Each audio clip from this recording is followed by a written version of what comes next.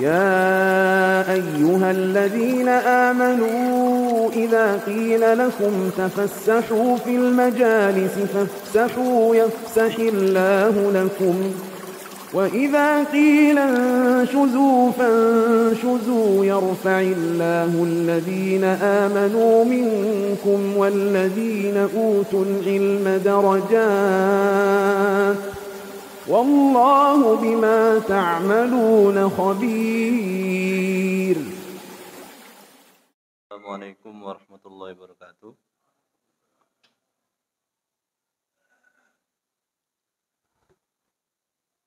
Innal hamdalillah nahmaduhu wa nasta'inuhu wa nastaghfiruhu wa nastahdihi wa natubu ilayhi wa na'udzu billahi min shururi anfusina wa min sayyiati a'malina.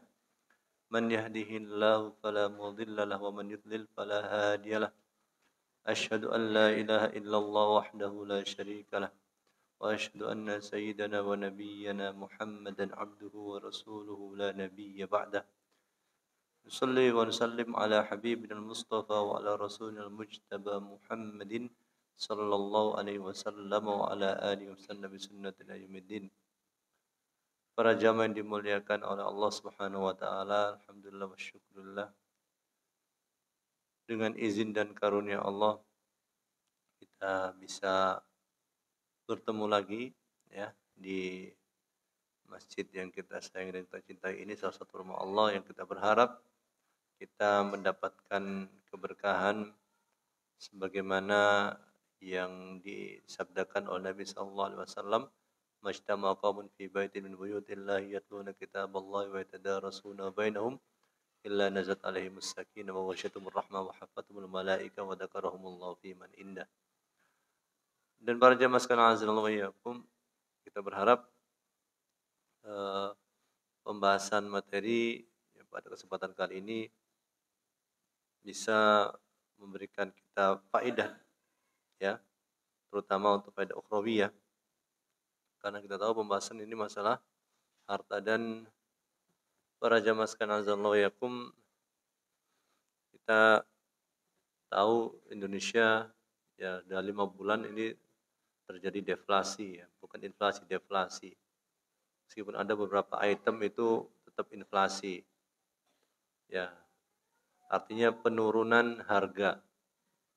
Ini sederhananya ya, meskipun enggak sesederhana, tapi kami ingin mempermudah, menyederhanakan. Deflasi itu artinya penurunan gitu ya, harga-harga barang. Meskipun enggak semuanya, ada sebagian item itu tetap naik. Ya, tetap tinggi. Ya, itu menunjukkan bahwasanya item-item yang tinggi berarti masih banyak orang yang berburu. Namun secara umum penurunan harga ini di satu sisi baik, tapi di sisi lain menunjukkan bahwasanya daya beli masyarakat itu lemah. Karena daya beli masyarakat lemah, maka penjual pun menurunkan harga. Yang penting bisa berputar barang atau paling tidak balik modal. Gitu ya. Tapi terkadang diturunkan harganya pun masih sepi. Ini menunjukkan bahwasanya daya beli yang melemah ini berbahaya. Ya.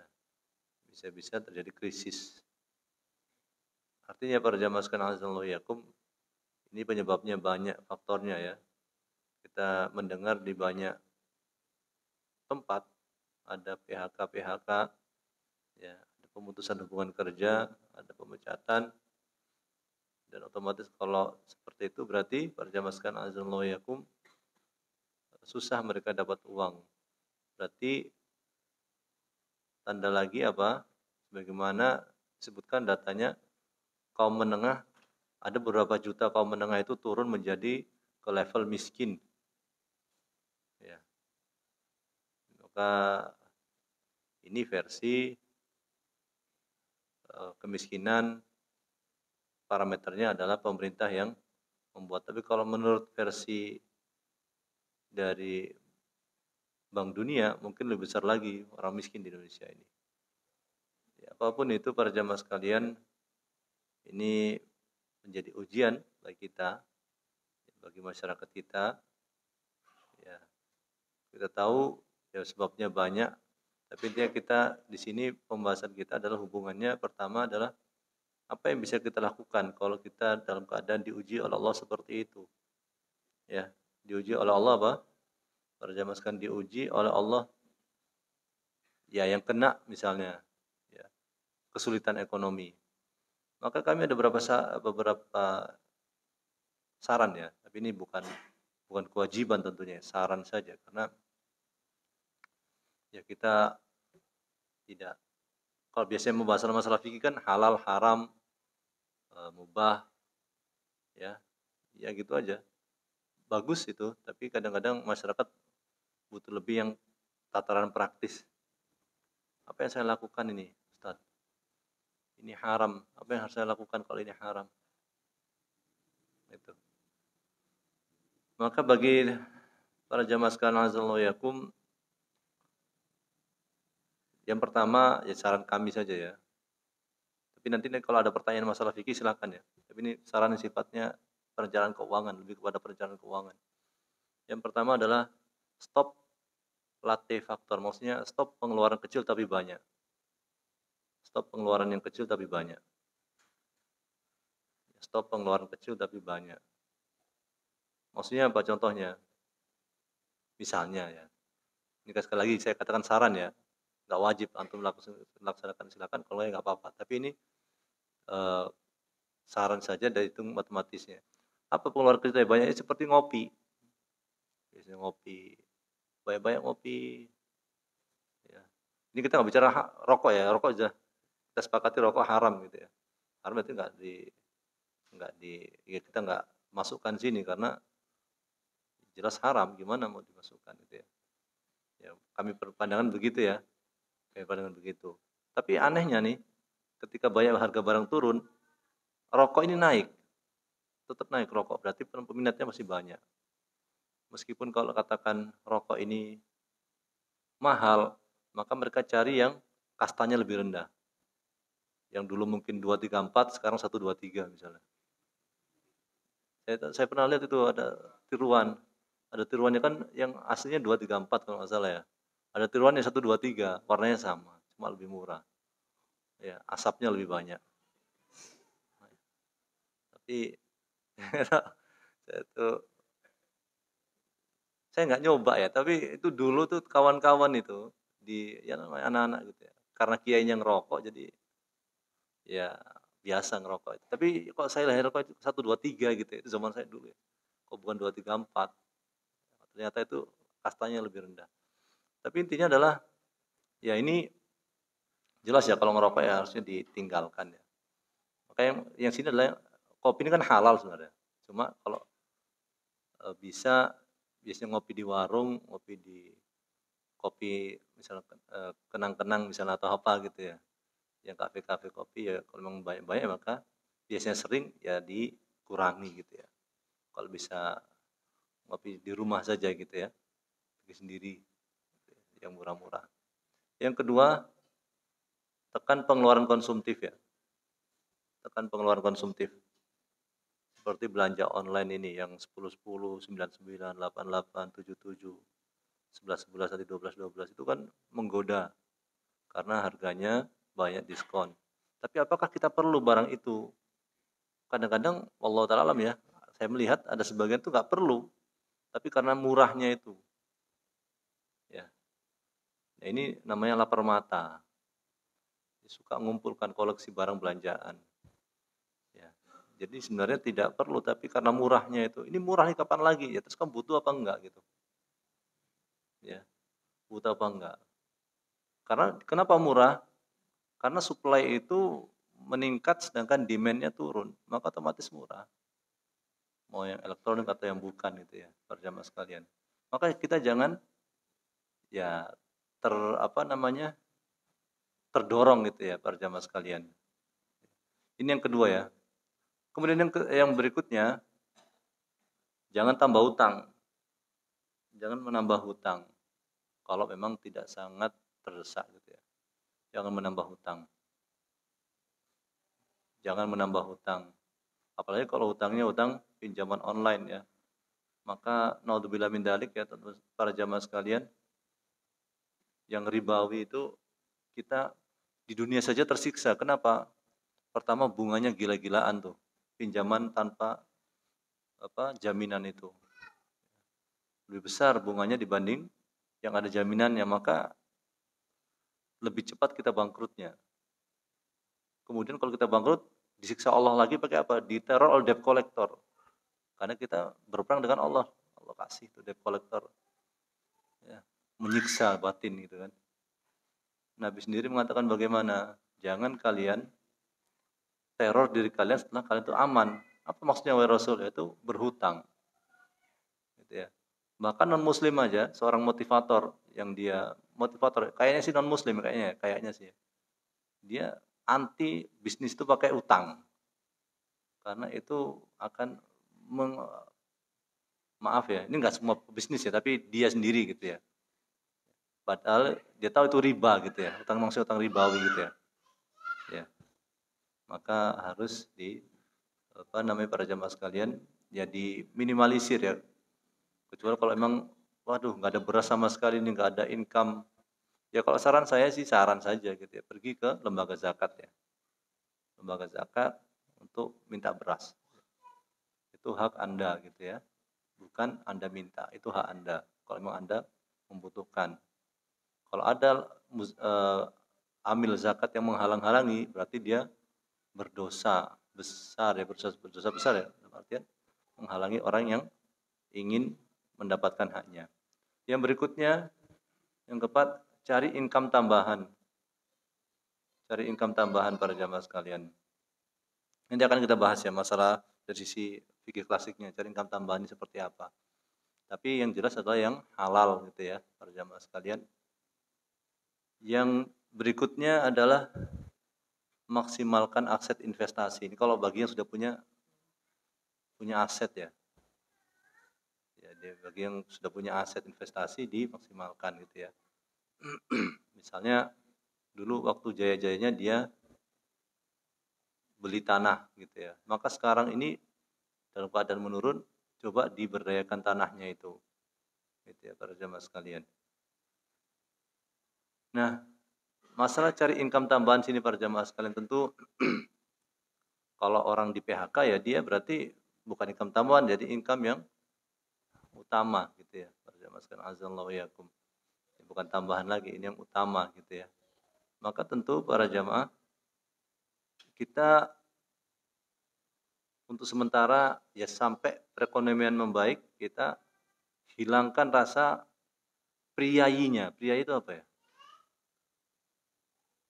Sifat darah biru gitu ya. Malu gini malu, bising gini malu. Ya. Masa saya dorong gerobak Muhsin, apa kata dunia nanti? Saya dorong gerobak jualan apa namanya? Kacang hijau, seblak gitu ya. Muhsin kamu kan nggak mengalami Muhsin. Kamu cuma ngomong aja, teori saja. Enggak para jamaah sekalian, saya mengalami. Ya, saya masih ingat jadi tukang batu dulu itu di kampung. Jadi ada batu kapur yang kotak persegi itu digergaji. Digergaji. Batuannya warnanya putih ya. Putih itu digergaji jadi dua. Kalau jadi dua dapatnya Rp500. Saya dua orang gitu ya. Belah satu 500, gede segini tuh. Ganti 500, nanti ganti batu yang lain. Itu gitu tuh. Ya saya mengalami. Jualan kacang juga pernah ke warung-warung jualan kacang. Ya. Jadi ya sampai sekarang pun ya jualan apa ada yang dijual ya jual, selama bukan jual diri jual aja gitu ya. Maksudnya malu, kamu begini malu, kamu nggak malu. Ya kenapa malu gitu? Rasulullah SAW aja kan ya berdagang awalnya dulu kan. Berdagang gitu. Ya selama itu halal ya para jamaah sekalian gitu ya. Bahkan salah seorang motivator sih betul juga apa yang dia katakan. Sebenarnya kalau seorang keluar saja dia bawa kacang hijau nih, bawa gerobak, kemungkinannya cukup laku itu besar ya. Laku itu cukup besar sebenarnya. Kalau dia mau gitu ya. Kacang hijau yang orang pada suka gitu ya. Itu sederhana gitu ya. Dan apalagi sekarang kalau kita lihat cuaca terus panas gitu ya.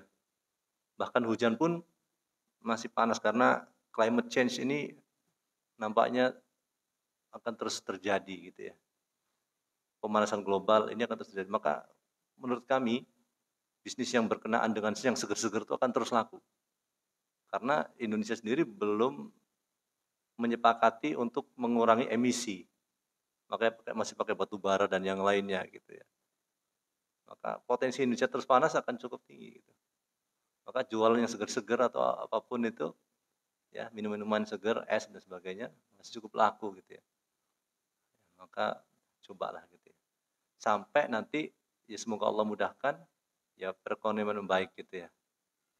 Ya, itu bisa jadi karena antum atau kita, bukan antum lah, saya misalnya ya. Seperti itu kemudian ternyata banyak yang suka, akhirnya yang selama jadi pegawai kemudian ternyata lebih untung jadi pedagang gitu. Ya, pada zaman sekalian. Ya. Kalau jadi Pak Ogah gimana Muhsin? Pak Ogah di Alfamart, Indomaret misalnya. Atau di toko-toko. Kami wallahu ta'ala alam ya para jamaah sekalian, kadang-kadang tuh bikin jengkel orang, itu takutnya nggak berkah gitu ya. Meskipun cuma 2.000, kan 2.000 nggak bikin miskin. Ya, nggak bikin miskin orang yang bayar, tapi bikin orang yang belinya cuma sedikit, jadi takut beli. Akhirnya yang rugi siapa? Pemilik toko. Dia cari yang nggak ada tukang parkirnya misalnya. Dan nggak sedikit itu terjadi. Berarti kita merugikan banyak orang. Gitu ya. Tapi kalau Pak Ogah, misalnya di pertigaan dan yang lain, tapi kalau kita nggak maksa sih nggak apa-apa gitu ya. Coba bantu-bantu aja kalau nggak ada modal sama sekali gitu ya. Itu kan halal gitu. Tapi jangan maksa. Gitu. Ya, jangan maksa. Ya.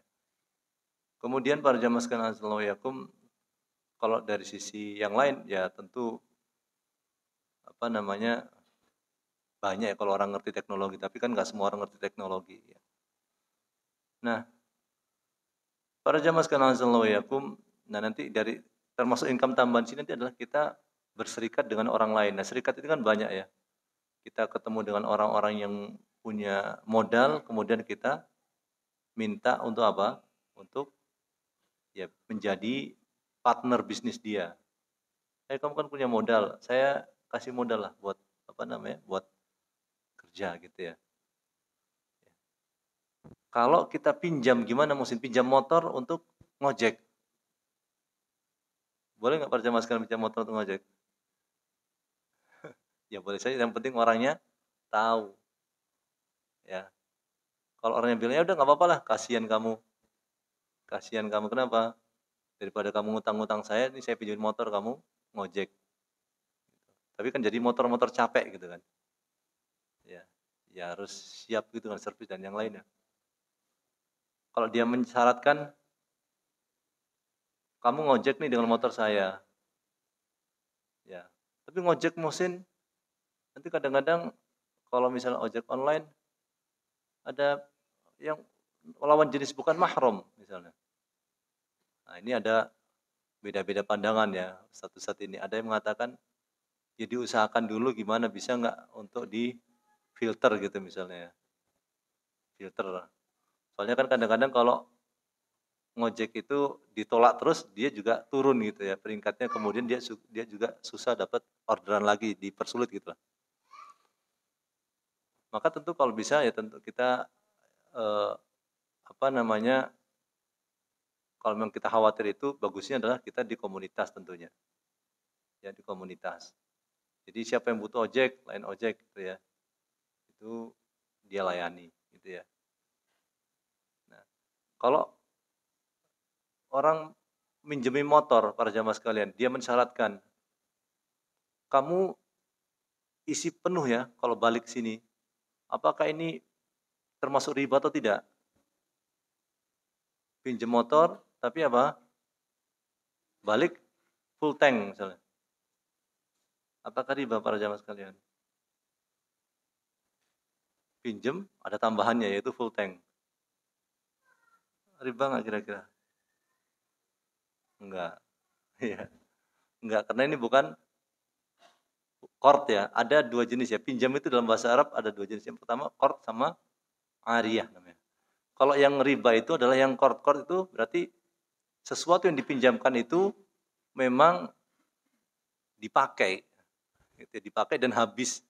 Atau nanti pengembaliannya itu jenis yang berbeda. Tapi kalau motor itu jenisnya sama, nomor seri mesinnya ya sama yang motor itu gitu. Itu bukan apa? Bukan riba. Gitu ya. Kalau uang itu kan kita misalnya pinjam uang 100.000, itu nanti biasanya kita kembalikan 100.000 tapi nomor seri uangnya berbeda gitu. Itu beda ya para jamaah sekalian ya. Nah itu kalau itu ada tambahan, nah itu baru riba gitu ya. Baru riba. Tapi kalau yang memang datnya sama, ya nggak riba. Mungkin nggak muhsin orang pinjam uang tapi untuk flexing saja, dibalikin sama nomor serinya. Mungkin nggak kira-kira? Dia pas kipas nih, pas kipas. Lah, kemudian dia apa namanya? Di video. Videoin saya dong lagi pas kipas. Nanti dibalikin lagi gitu. Nanti ada tambahannya.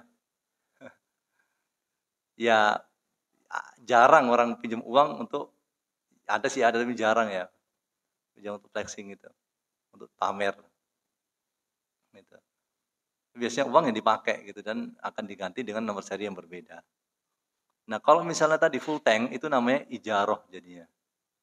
Ijaroh itu berarti kita nyewa motor tapi bayarnya pakai bensin secara penuh gitu. Nah, itu namanya masuknya sewa menyewa. Nah, sewa menyewa. Ada pertanyaan nggak Pak Jamaah? Kalau nggak ada pertanyaan, ini banyak materinya. Nggak ada pertanyaan ya? Alhamdulillah. Baik.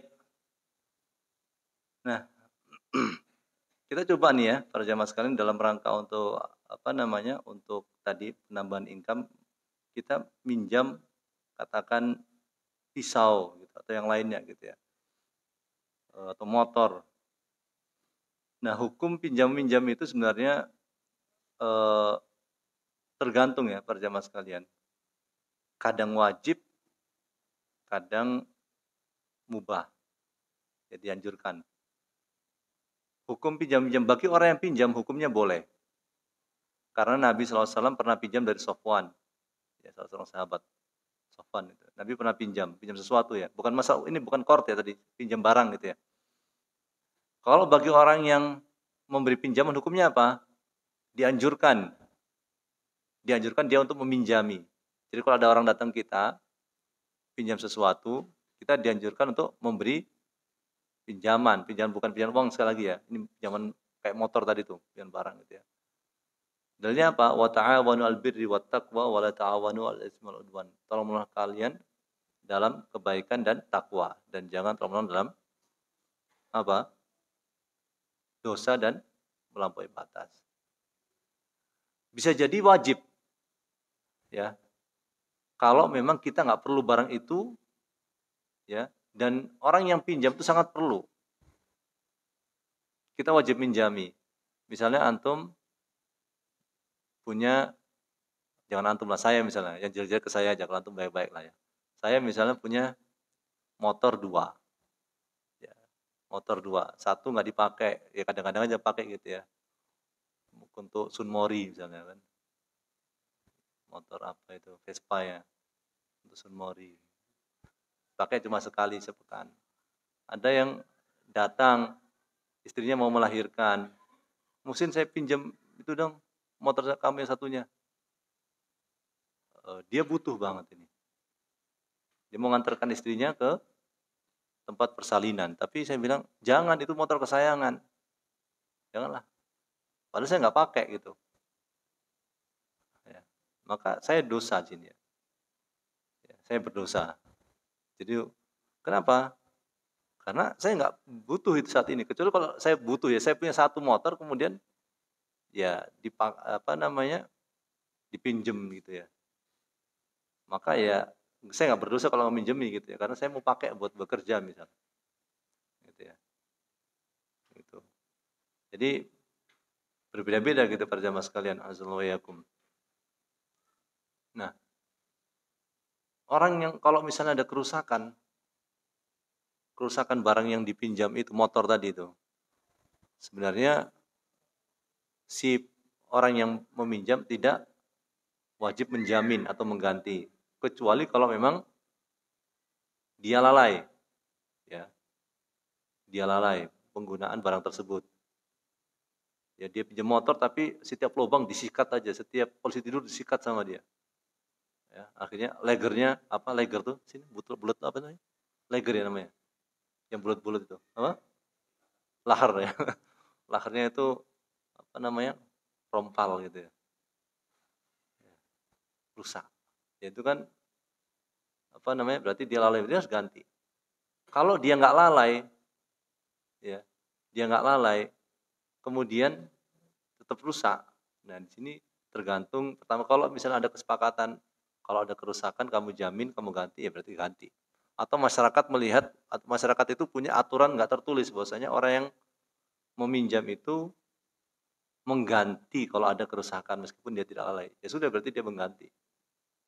Kan gitu. Ya. Nah, ini perlu dipahami. Kemudian yang berikutnya adalah syaratnya orang yang pinjam itu adalah orang yang memang punya kecakapan ya dalam mengendalikan harta. Yang kedua dia itu tertentu, nggak semua orang apa artinya yang pinjam ya satu orang aja gitu. Jadi nggak boleh satu kampung kemudian nggak jelas siapa yang pinjam, satu orang tapi nggak tahu siapa yang gitu ya. Kemudian orang yang memberi pinjaman motor tadi, motor dan semisalnya itu apa? Dia memang ya syaratnya adalah pemilik dari barang tersebut. Yang kedua adalah dia punya keahlian untuk mengendalikan harta. Bagaimana kalau anak kecil? Ulama beda pendapat kalau anak kecil yang memberikan pinjaman barang. Meskipun itu barang dia. Anak kecil itu anak kecil di bawah tamyiz ya.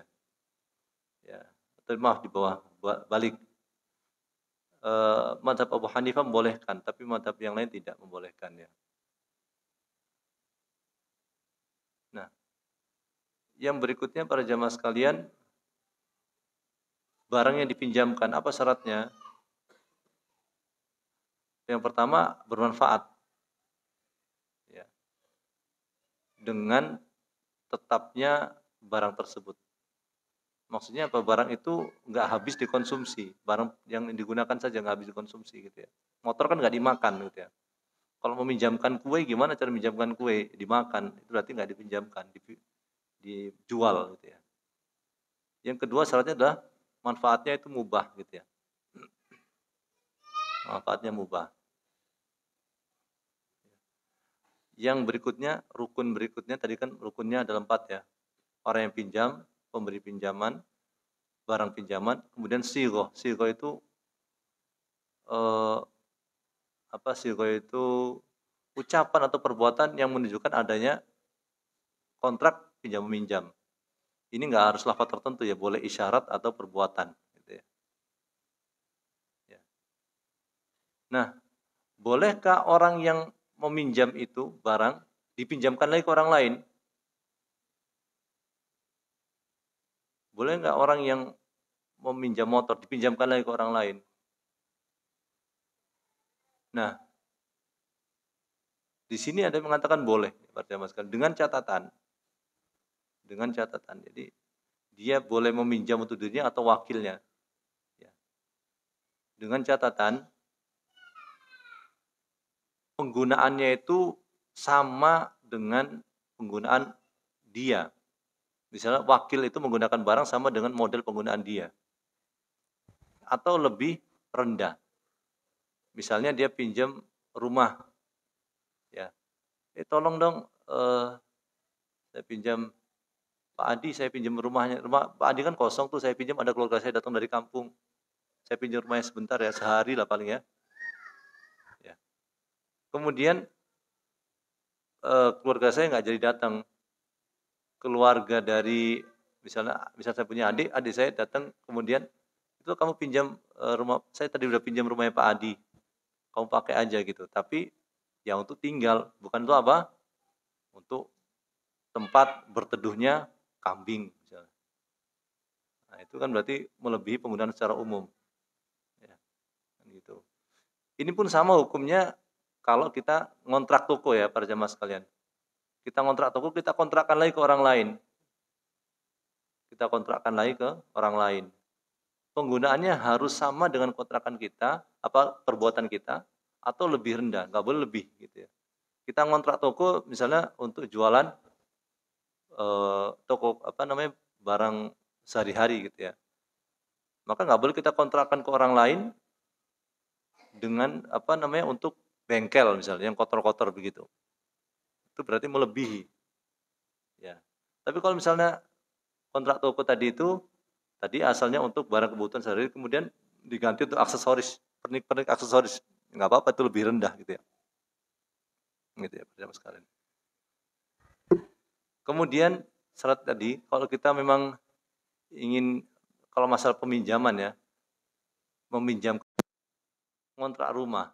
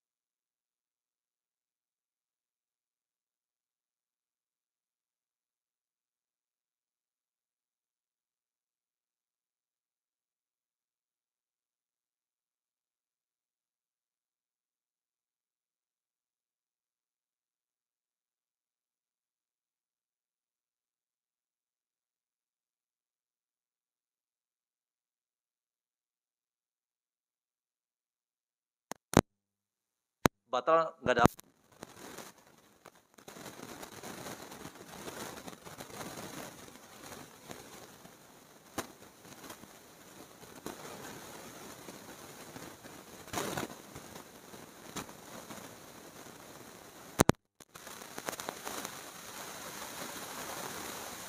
Tidak mengikuti ya, seperti jual beli biar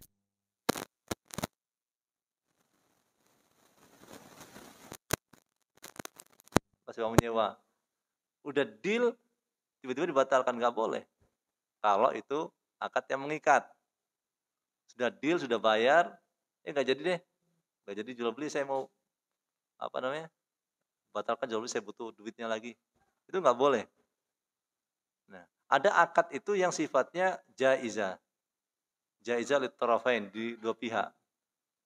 Ya, tidak mengikat salah satu pihak sama sekali. Nah, ini Allah Ta'ala alam, akad pinjam meminjam ini tidaklah mengikat. Ya. Boleh orang yang meminjami itu rujuk, boleh orang yang pinjam itu nggak jadi pinjam. Masya Allah ya, fikih ini ya, sangat sangat detail. Ini kelebihan dari agama Islam. Coba deh cari di, maaf tanpa mengurangi rasa hormat, cari di agama-agama lain gitu ya, yang sifatnya detail gitu ya. Maka tidak boleh kecuali kalau memang ada kesepakatan bersama. Musin, lu jangan batalin ya, soalnya nanti kalau batalin gua susah nih kan gitu. Ya nggak mungkin gua batalin lah gitu tiba-tiba gitu.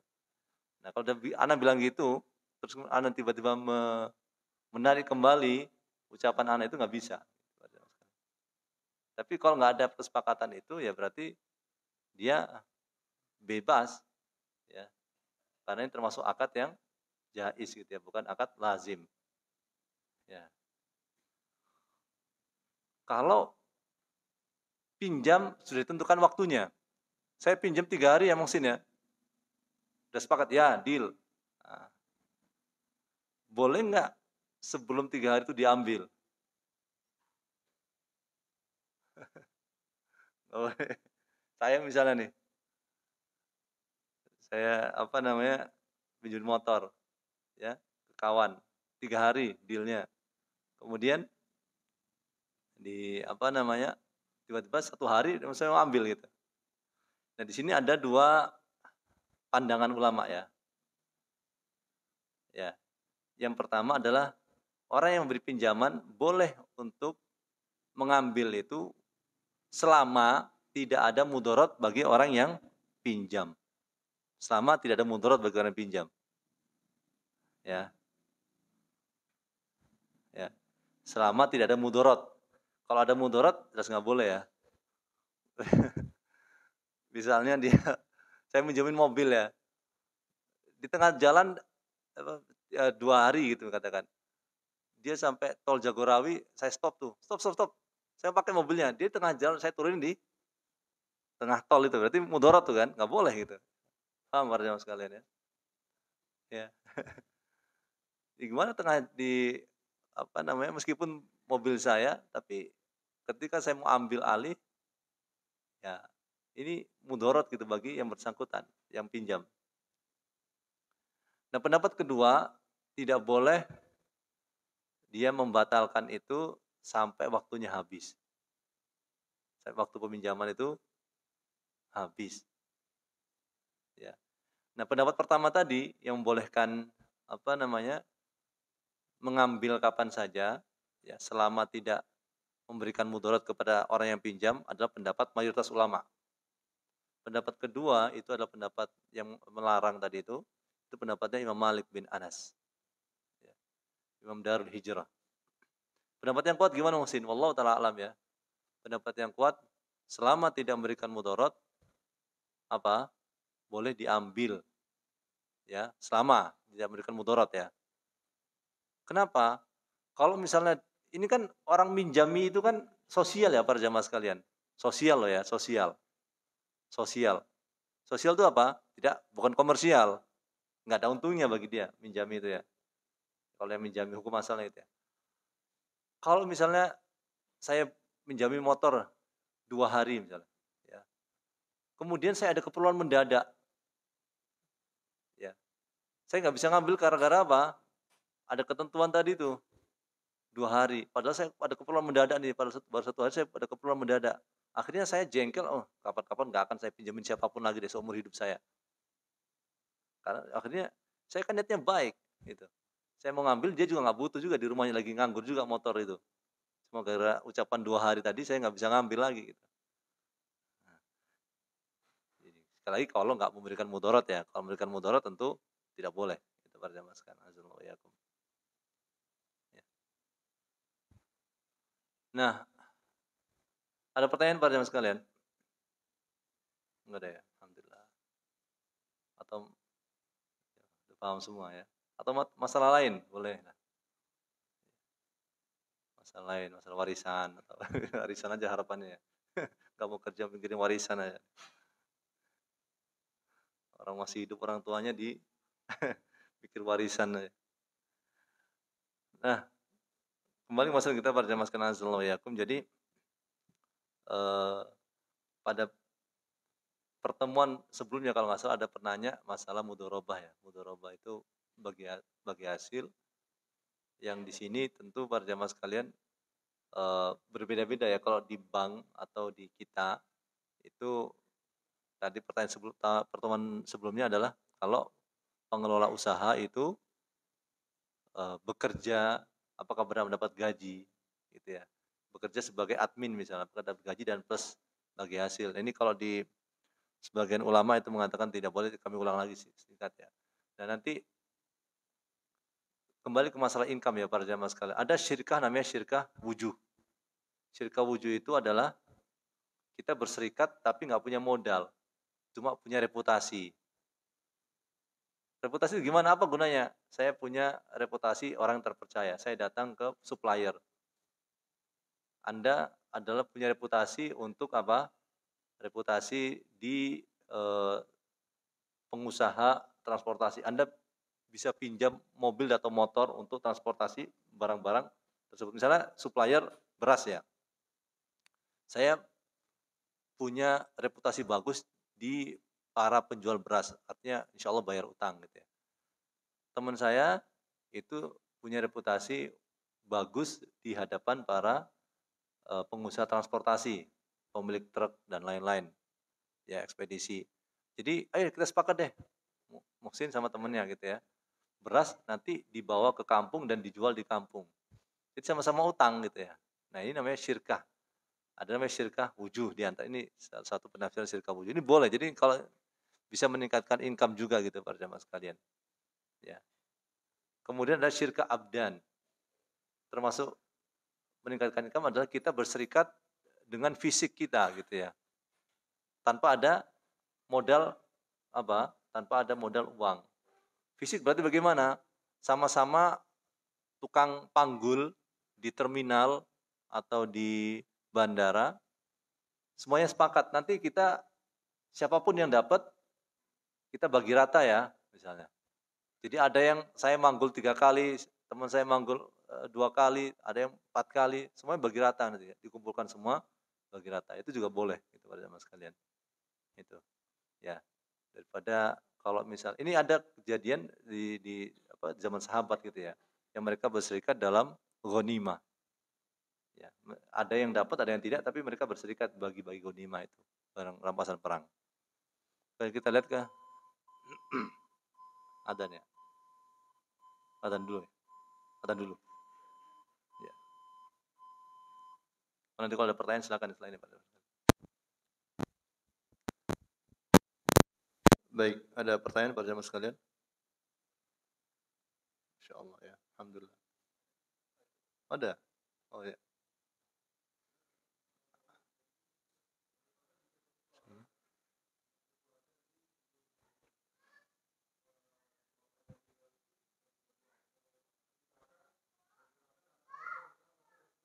Ya.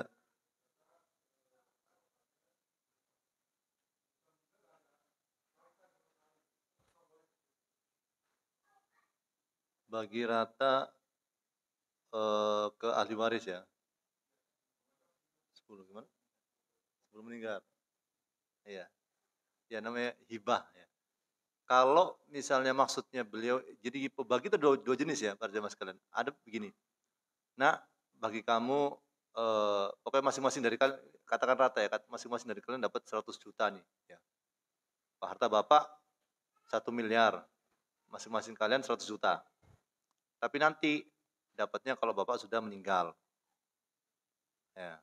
Terlaksananya saat Bapak sudah meninggal. Ini nggak boleh. Karena berarti apa? Wasiat harta kepada ahli waris. Nabi mengatakan, Nabi SAW mengatakan, Innallaha qad a'ata kulli haqqin haqqahu fala wasiyata liwarithin. Sesungguhnya Allah sudah memberikan orang yang berhak itu haknya. Maka tidak boleh ada wasiat harta untuk ahli waris. Tapi kalau misalnya gini, yaudah, ini sekarang baginya dan sekarang kalian ambil. Namanya hibah. Ya. Hibah, bukan wasiat, hibah atau hadiah. Ya. Boleh saja dengan catatan keadilan pada seluruh ahli waris. Tidak boleh ada satu anak yang tidak dapat waris, tidak dapat hadiah atau hibah. Soalnya sebagian orang itu kan gini kadang-kadang. Bagi anak yang berbakti dapat 100 juta, yang nggak berbakti 10 juta aja deh. Misalnya. Yang suka marah-marah sama orang tuanya dikit aja. Itu nggak boleh. Semuanya harus Sama kalau hadiah. Dalilnya adalah hadis Nu'man bin Bashir. Ketika Bashir, bapaknya Nu'man itu ingin memberikan hadiah sebidang properti, tanah ya. Kemudian ibunya Nu'man ini mengatakan, jadikanlah Rasul sebagai saksi. Maksudnya biar mengikat ini. Maka ketika Rasul datang, Rasul SAW bertanya kepada Bashir, apakah semua anakmu engkau berikan hibah yang sama? Enggak, wahai Rasul, hanya Nu'man. Maka Rasul mengatakan bagaimana? Aku tidak mau menjadi saksi untuk kedoliman. Ya, jadi syaratnya sama semua. Nah, pertanyaan berikutnya, apakah laki-laki dan perempuan sama, Muhsin? Kalau warisan kan beda, laki-laki 2 kali bagian perempuan. Kalau hibah gimana? Ulama beda pandangan. Tapi kalau misalnya itu kira-kira kalau bikin rata itu bikin adem ayem keluarga ya sudah gitu ya. Nggak ada saling iri. Ya sudah gitu. Tapi ingat, hibah atau hadiah itu berarti apa? Sudah lepas dari kepemilikan orang tua. Berarti orang tua udah nggak punya apa-apa. Kalau dikasihkan semuanya ya. Nah, ada masalah berikutnya. Kalau dikasih properti tapi nggak digarap sama anaknya, dibiarkan sama anaknya, nggak dibalik nama, nggak digarap, maka kalau bapaknya meninggal itu jadi warisan. Tahu nggak para jamaah sekalian? Nah, lagi ya. Kalau dikasih ke anak nih, anaknya jauh di luar negeri, ya, dikasih sekarang, tapi dibiarkan sama anak itu, nggak digarap, nggak dibereskan, nggak dibalik nama, ya. Nanti ketika orang tuanya wafat, ya dia menjadi warisan. Sebagaimana hadis riwayat Abu Bakar dan Aisyah radhiyallahu anha. Ini kadang konflik gitu ya. Kadang konflik gitu. Maka ini tentu perlu perhatian lebih. Sesuai nggak dengan pertanyaan antum? Ya. Ada yang lain mungkin? Ya. Betul. Kan? Warisan ramai kalau warisan. Silakan. Assalamualaikum warahmatullahi wabarakatuh. Oh, itu hasilnya.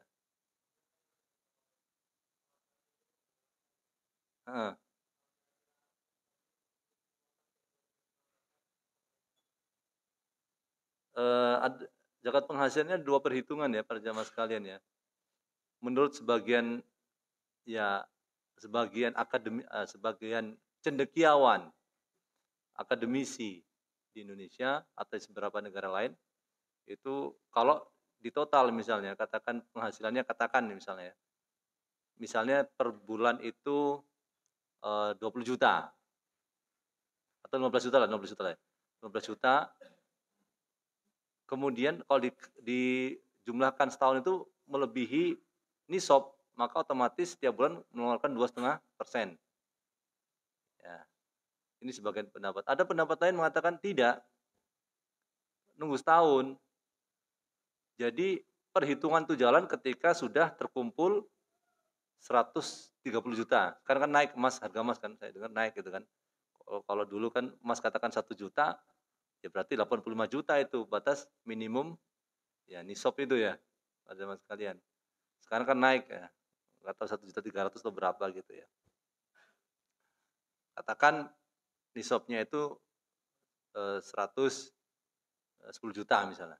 Maka kalau kita lihat, nah, apakah dia penghasilannya per bulan itu kalau dijumlah selama setahun itu melebihi itu ataukah kurang? Kalau lebih ya berarti kena, sama atau lebih kena gitu ya. Tapi pendapat lain mengatakan enggak kena zakat kecuali sudah terkumpul selama setahun ya, baru mulai jalan tuh perhitungan haulnya. Kalau belum terkumpul belum jalan-jalan. Gitu ya, para jamaah sekalian. Maka pendapat yang kuat wallahu taala alam ya. Wallahu taala sekali lagi ini kami pribadi condong tidak setiap bulan tapi menunggu terkumpul ya nisab baru berjalan jam haul ya setahun itu. Nah, tapi kalau misalnya Muhsin saya punya simpanan gitu ya. Punya simpanan emas 85 gram. Kemudian ada gaji boleh nggak saya mendahulukan zakat saya, memajukan zakat saya sebelum haul itu tiba? Boleh saja, ini namanya mendahulukan zakat sebelum waktunya. Ada saudara saya nih Muhsin, butuh uang, kasihan dia, kayaknya kalau utang juga nggak mampu bayar. Bagaimana kalau saya kasih zakat saja, meskipun saya belum setahun? Boleh saja. Tapi kita sudah punya harta lain yang kalau digabungkan itu sudah mencukupi satu nisab, gitu ya. Satu nisab. Ya kalau belum cukup satu nisab nggak bisa. Gitu. Ya gitu.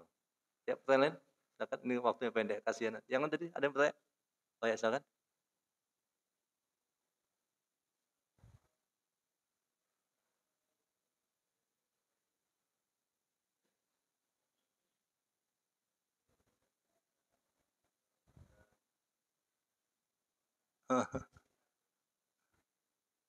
Iya. Misalnya ada kontrakan itu pembayarannya atau periodenya adalah 6 bulan, 6 bulan, 6 bulan misalnya. Dan misalnya udah bayar 6 bulan. Apakah boleh saya sebagai orang yang ngontrak untuk eh, kalau saya baru tinggal 3 bulan tapi saya pindah tugas misalnya. Boleh nggak saya mencairkan uang itu? Boleh, dengan catatan si pemilik ridho. Tapi kalau nggak ridho, ya berarti hak dia gitu. Hak dia gitu. Kalau misalnya gini, dengan catatan kalau dia itu nggak ridho, dia nggak boleh mengontrakkan ke orang lain rumah itu selama 6 bulan full, meskipun kosong, karena sudah dimiliki oleh pengontrak. Nah, gitu. Jadi ya tinggal lobby-lobby aja. Tapi secara hukum, kalau si pemilik rumah nggak ridho, ya dia tidak bisa untuk membatalkan itu. Baik, mungkin nanti kalau ada pertanyaan kita bahas setelah sholat ya, dan pribadi tentunya. Jadi mungkin para jamaah ada yang butuh, ada keperluan dan yang lainnya. Intinya para jamaah sekalian azzallahuiyakum, kita berdoa ya, semoga Allah Subhanahu wa taala berkenan untuk menolong saudara kita di Gaza dan negara-negara lain dalam keadaan dolimi oleh orang-orang Zionis dan yang lainnya. Semoga pada tahun ini dan tahun yang akan datang kita diberikan kemudahan Allah Subhanahu wa taala. Ya meskipun banyak prediksi-prediksi yang mungkin kayaknya berat gitu ya, tapi kita tetap optimis ya kepada Allah Subhanahu wa taala, husnudzon kepada Allah Subhanahu wa taala, dan kita semoga diberikan jalan keluar untuk masalah-masalah kita. Semoga para jamaah sekalian diberikan kesehatan Allah Subhanahu wa taala, diangkat penyakitnya dan sakit, dan semoga Allah Subhanahu wa taala memberikan kita kebahagiaan di dunia dalam kubur dan akhirat kelak. Kita tunggu kafaratul majlis, subhanakallah bihamdika asyhadu an la ilaha illa anta astaghfiruka wa atubu ilaik. Wassalamualaikum warahmatullahi wabarakatuh.